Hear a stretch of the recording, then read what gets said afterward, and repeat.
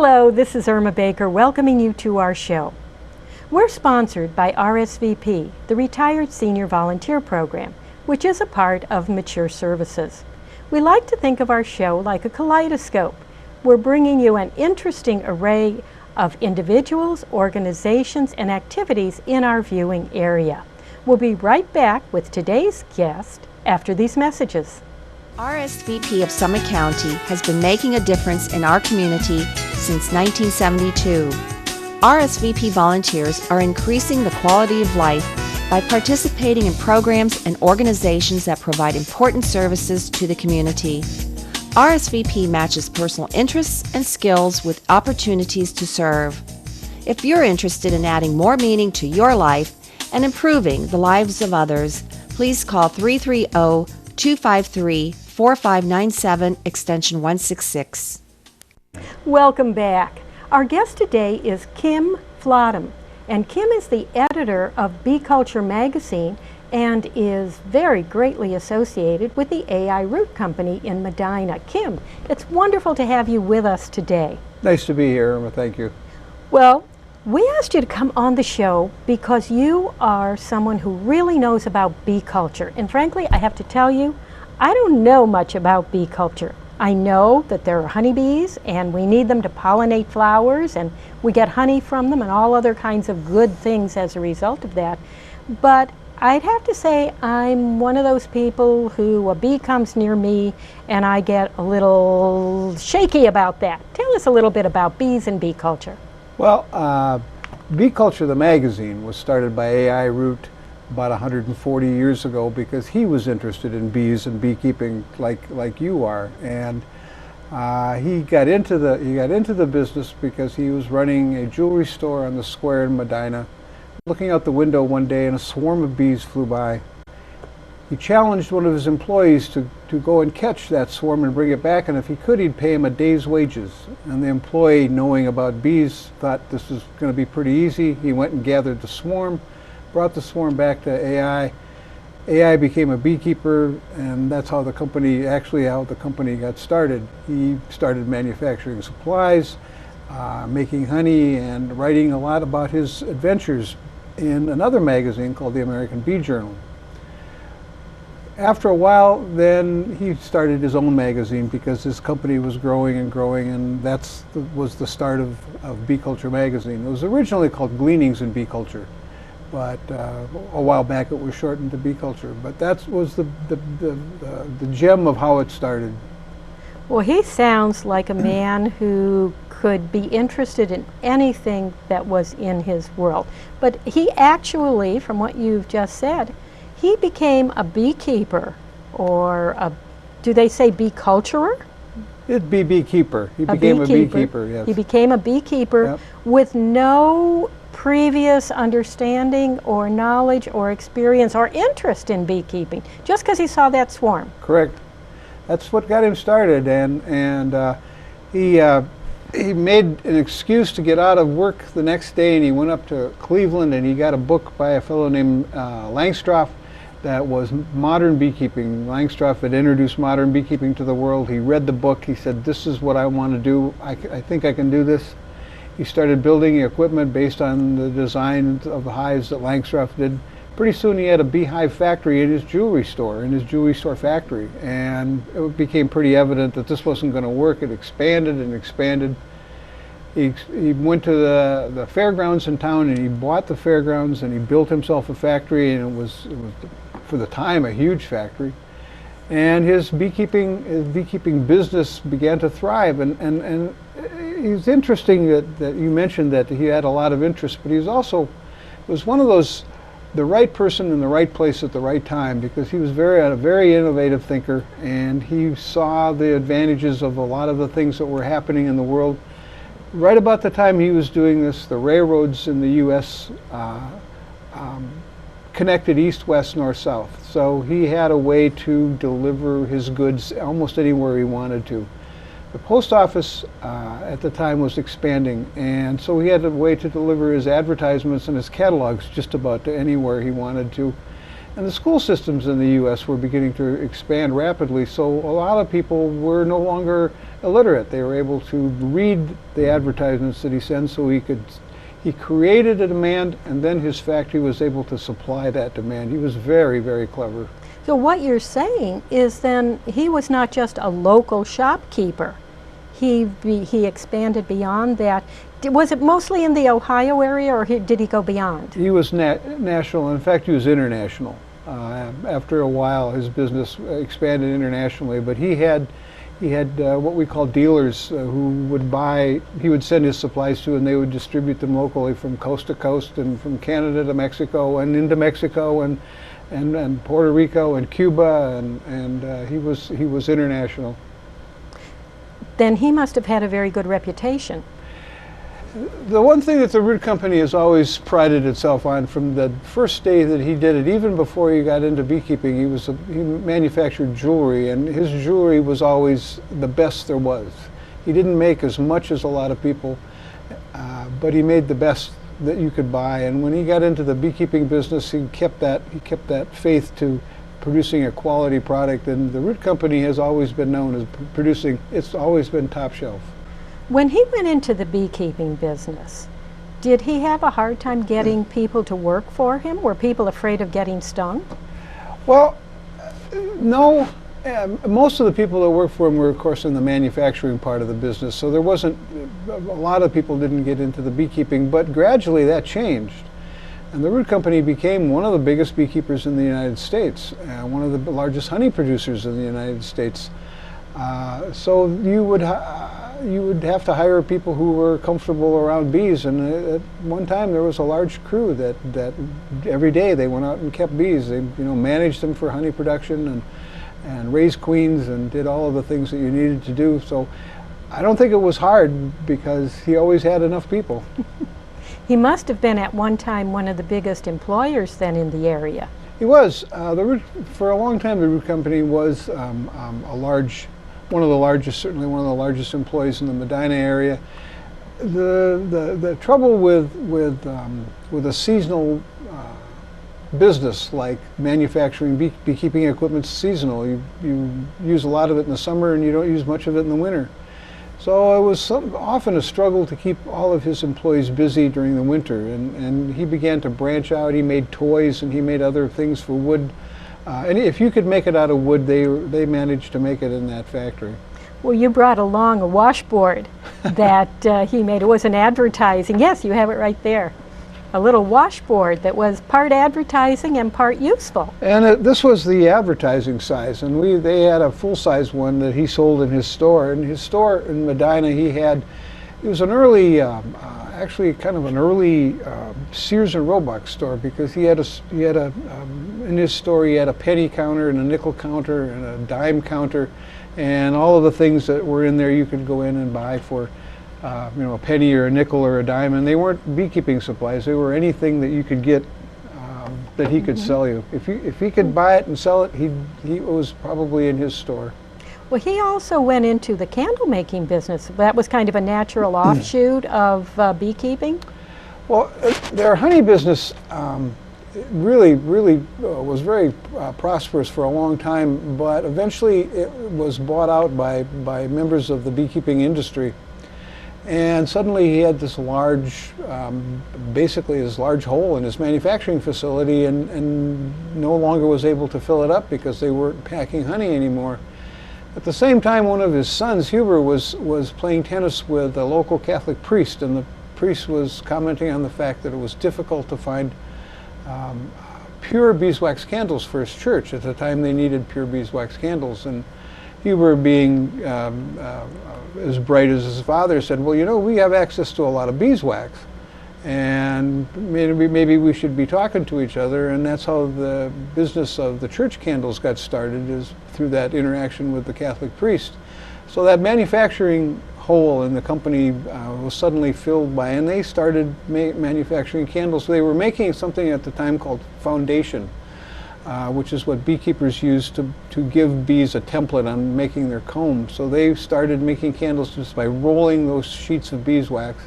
Then they just had flat sheets, and they were rolling those flat sheets of beeswax to make candles. And then it blossomed into all different kinds of candles for the Catholic Church. You make more than church candles, though. You still make church candles, though. We're one of the bigger manufacturers of church candles in the company, and we make lots and lots of different kinds of candles for the church. We make pure beeswax, and we make, the Catholic Church now requires a 51% beeswax blend for their candles in the church.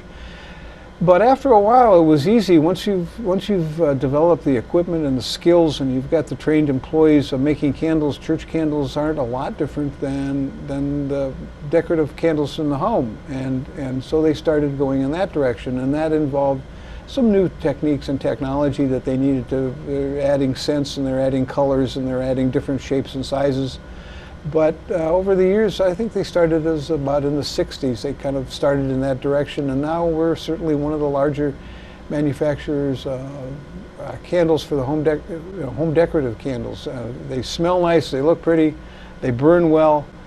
Some of them still use a lot of beeswax, so we've kind of got the whole gamut covered.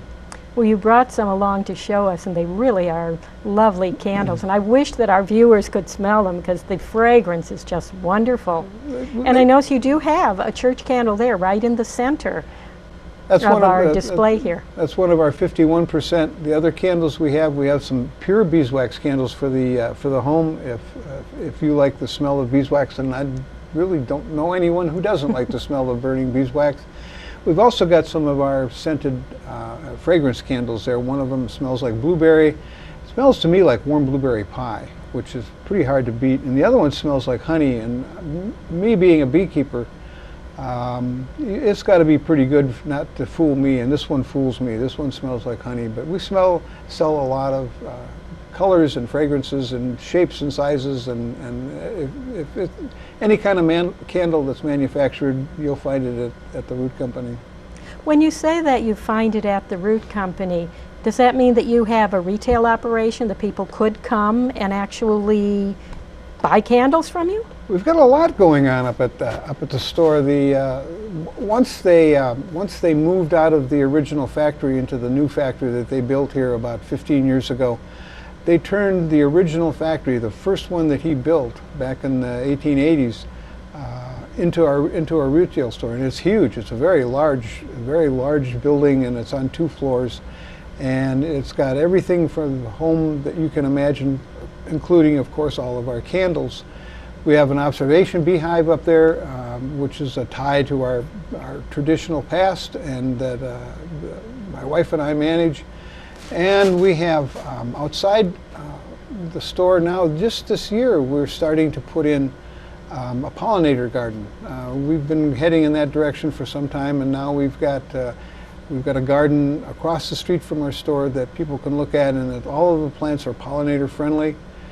At our homestead, the original home that A.I. Root built right next to his factory, which is still there, we are now, we have his original honey house, and we've extended the pollinator garden to that also, so people will, by the end of the summer, we hope, be able to look at the honey house, the equipment that he used way back then, and have information in there that they can look at and view, plus visit the pollinator garden and the birds and the bees and the butterflies that visit it. It sounds to me like you're actually developing a beekeeping museum. Well, they're kind of heading in that direction, and I'm not exactly sure how the plans of that are coming together, but that's certainly been on the drawing board for a while, and people are getting excited about it. And this garden and the honey house are the first steps in that direction. And I, of course, would like to see them go a lot bigger, a lot faster. They, of course, being frugal and careful, are really taking their time because they want to do a good job. We've just got a terrific history on this company, and they want to do it right. So they're being very careful, which is good. I'll be glad to see it when it's done, but they're doing a good job.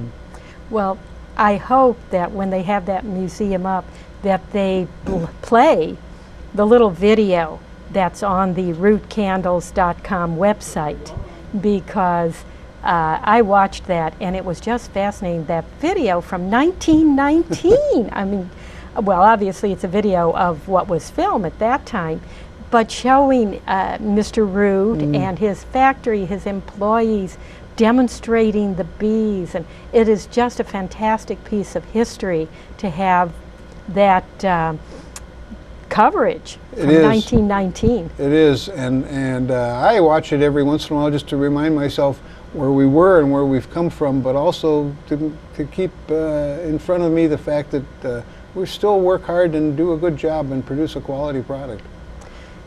Mr. Root was very influential, or I should say he knew very many influential people we've heard of.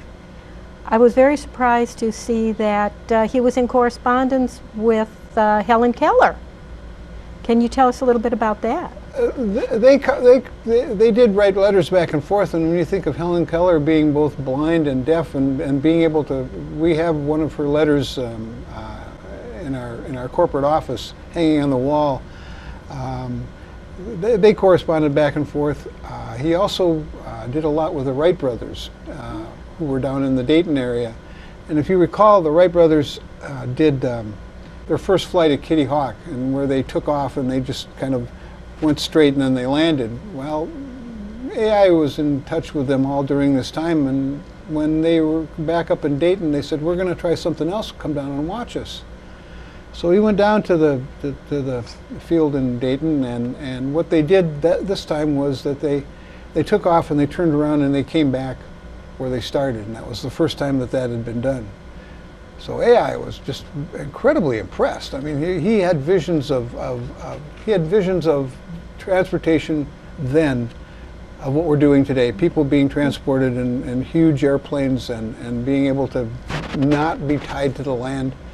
And he wrote about this experience he had, and he sent it into a magazine called Scientific American, still around today, and told them what they flew out and they turned around and they came back, and what a great experience, and they didn't believe him.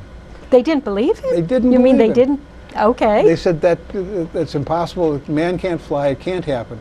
And he tried in vain to convince them that yes, it was. There were witnesses. He wasn't the only one. They wouldn't believe him. So he said, "Okay, the world has to know about this." So he published it in his beekeeping magazine. So the first recorded flight of the AI of the Wright brothers, flying out, turning around, and coming back, was published in a beekeeping magazine, our beekeeping magazine, and we still got the copies that it was published in, and we have reprints of it available if you come into the store. It's a pretty exciting story. What is the website for Bee Culture? Is it www.beeculture.com? That's correct. And on there we've got, it's mostly a resource for people interested in bees and beekeeping to go to find other beekeepers, to find experts in the field, to read past articles, that sort of thing. Is it very hard for somebody to start beekeeping? No, it's pretty easy to start beekeeping, and in fact, in the last, I'm sure most of the viewers have heard of something called colony collapse disorder, and it's been a plague on bees for about the last 5 or 6 years, and that attention has gotten a lot of people interested who are always sort of, we call them closet beekeepers. They're always interested, but not enough to take that first step. But all of this attention that bees have been getting the last few years, a lot of people have decided that now is the time. I want to help the bees. I'm worried about the environment. I'm worried about the future of my food, that sort of thing. So they went out and got bees, and it's easy to get started in bees. You can buy them through the mail. You buy them by the pound. You buy bees by the pound? And they come to the post office, and the post office will get it's a screen box of bees. And they're always excited when bees come into the post office, and they're always excited to have you come and get them right away. But a beekeeper will come and you'll get them, you'll put them in the hive. There's a lot of support out there for beekeepers. The Medina County Beekeepers Association, which meets at the Root Company the third Monday of every month, provides a beginner's class every year, and we have a monthly meeting every month. So there's a lot of help for people who want to get started or have already started and are having questions and don't know what to do or where to go next. So it's pretty easy to get started, and it's not very difficult to keep bees. And yes, you get stung once in a while, but here's the thing about getting stung with bees. People will go home tonight and they're going to go out and pick a zucchini, and zucchini stems have stickers on them, and you're going to get scratched. and somebody's going to scratch their cat, and the cat's going to take offense to that, and they're going to get scratched by the cat, or the dog's going to jump on them and scratch them. People don't equate those sorts of things with bee stings. There's almost an inordinate fear of being stung by a bee, and it hurts, but you get over it. But zucchinis hurt, and cats hurt, and dogs hurt, and life goes on. So a lot of people don't keep bees because they have this fear of being stung, and it's the sting of a bee really isn't a foot long. It's more like a 1/16 of an inch long. Now, when you say you bring up the subject of getting stung by the bees, is there a way that people can find out if they are allergic to bee stings before they would go into beekeeping? That's a good idea, and if you don't know, we certainly encourage you to find out before you stick your hand in a beehive, and your family physician can give you a test for that. He just does a little scratch on your arm, and if you're allergic, there's an immediate reaction, but very tiny, and he's able to observe that. And he's going to say, you may want to take up stamp collecting instead of beekeeping. But if there's no reaction, then... And the other thing that happens with a lot of people, a normal, healthy reaction to a bee sting is when you swell up a little bit. And that's exactly what you want. That's not an allergic reaction. That's a good, strong, healthy reaction. Your body is doing everything it's supposed to do to deal with the bee sting. And it may itch for a couple of days, and then it goes away. And if you're a beekeeper and you get stung on occasion, after a while you don't swell and you don't itch, and it goes away right away. And I'm not going to say you don't notice it, but you hardly notice it. And if you're careful, it's very, very seldom. What about the supplies? Is there a lot involved in preparing your property? I guess I should ask another question, and that is, how much space do you need if you want to start keeping bees? With all of the people that have been getting into beekeeping lately, an inordinate amount of them are urban beekeepers, people who live in the city. And what we found is the rooftops make good places to put bees, balconies make good places, fire escapes, front porches. The footprint of a beehive isn't very big, and you can put it almost anywhere. Of course, what you have to be wary of is where are the bees going to go, and if you're living very close to a lot of people and bees bumping into each other often don't work very well. But if you've got a place, a small backyard, you can put screens around them, and the bees have to go up and over the screen, and suddenly they're up over your head and nobody notices. The bees don't care, and the people don't care. So you don't need a lot of room to keep bees. You can put 2 or 3 bees in a small backyard without any trouble at all. So that would be 2 or 3 hives that you would put Correct. back there. And how many bees are in a hive? Right now, lots. The population of a beehive starts out small in the winter because they overwinter with a small number of bees. It grows in the spring. Right now, in the middle of the summer, it's about the middle of July right now, the population of a strong, healthy hive of bees is going to be somewhere between 60 and 80,000 bees. Going into winter, come the 1st of October, middle of October, it'll be down to probably about 12 or 13,000. So it gets big in the summer when all the food is available. You need as many hands as possible to go out and gather it. In the winter, when you have to feed all of the people that are left, you want as few bees around as possible. So the population goes up and down with the season. What about Ohio winters? Are they risky for beekeeping? Well, I grew up in Wisconsin. And if you've ever seen the University of Wisconsin, it's got a great big red W, and the W stands for winter. In Wisconsin, we have cold, hard winters. In Ohio, they're not so cold and not so hard. And bees do really well in Ohio winters, but they do well in Wisconsin winters too. Well, it has been a pleasure having you with us on our show. I can't believe the time is already up. It seems like there's so many more things we could talk about, and people could certainly learn more by going to your website, either rootcandles.com or beeculture.com, and learn more about all of this, or certainly they can visit the location in Medina as well. We hope they do. So thank you very much for being with us. We appreciate it. And thank you, everyone, for watching our view through our kaleidoscope. We hope you enjoyed it, and we hope you'll remember our sponsor, RSVP, which is a part of Mature Services. RSVP offers services for adults age 55 and over and volunteer opportunities in our local community. For more information about RSVP, call the number on the screen. For RSVP TV, this is Irma Baker saying goodbye for now.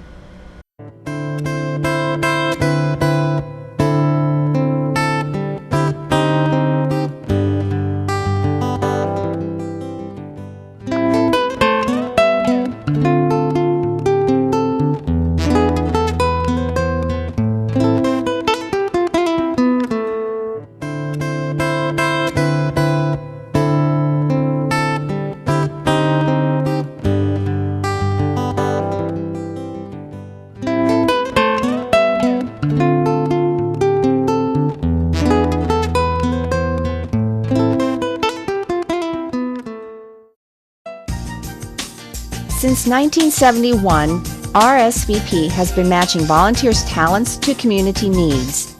RSVP is affiliated with the Corporation for National and Community Service, a national organization that supports service and volunteering through grant-funded projects.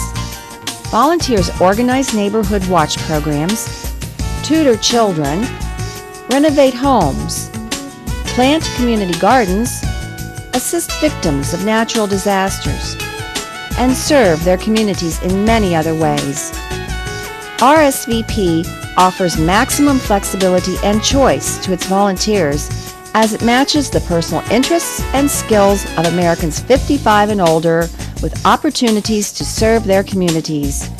If you're interested in adding more meaning to your life and improving the lives of others, please call 330-253-4597, extension 166.